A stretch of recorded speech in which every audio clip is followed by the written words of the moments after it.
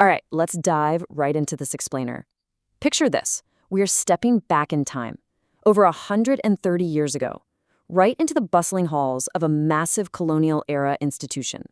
We're going to explore the Lahore Central Museum, but we're doing it through a pretty unexpected lens.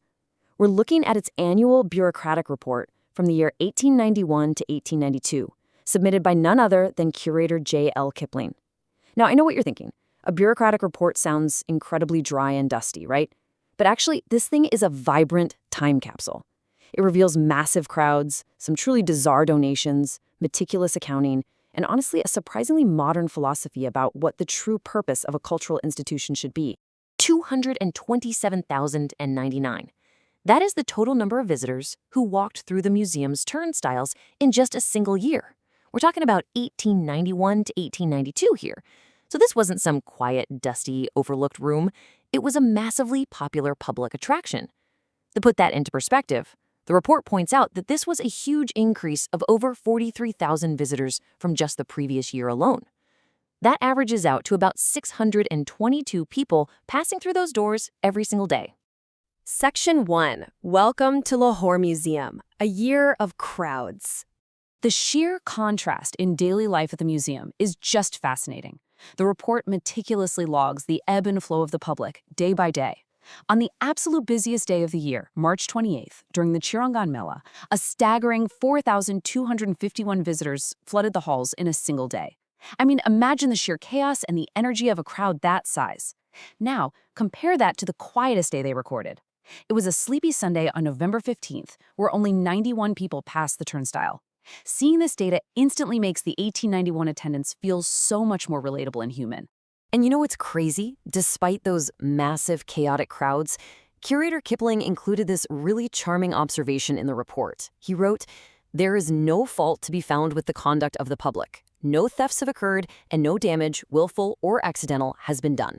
It's just a wonderful testament to the respect the public had for the institution. Over 200,000 people and literally zero willful damage. Section 2. A year of grand treasures, expanding the collection. During this time, the museum was actively expanding, and they were bringing in some incredibly serious, world-class treasures. We see these high-profile donations like ancient Buddhist sculptures brought back from Ranaghat by the academic Dr. M.A. Stein. There are mentions of the Sikari finds, which were actually being packed away safely for a brand new museum building that was under construction. And then there's the monumental purchase of the M.C.J. Rogers Indian coin collection. This edition was so vast, it required a printed 212-page catalog just to describe all the coins. Section 3. Peculiar additions and curiosities. But if we look closely at those acquisition logs, the tone shifts entirely. Alongside the grand Buddhist antiquities, we find some deeply eccentric additions. For instance, someone donated a queen white ant. Yes, a literal insect.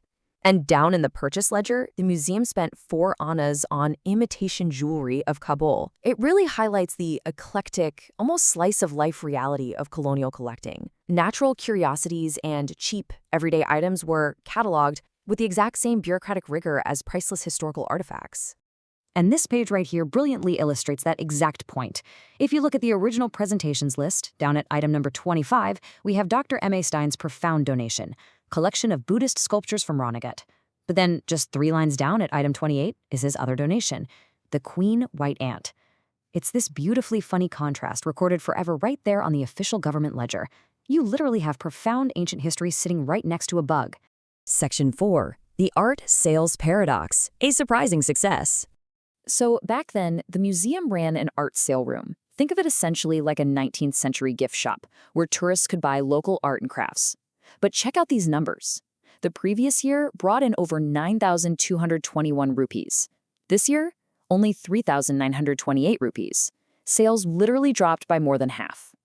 Now, in almost any other business or institution, this would trigger widespread panic and probably a massive audit. It looks like terrible financial news, right? But strangely enough, it was celebrated as a paradox of success.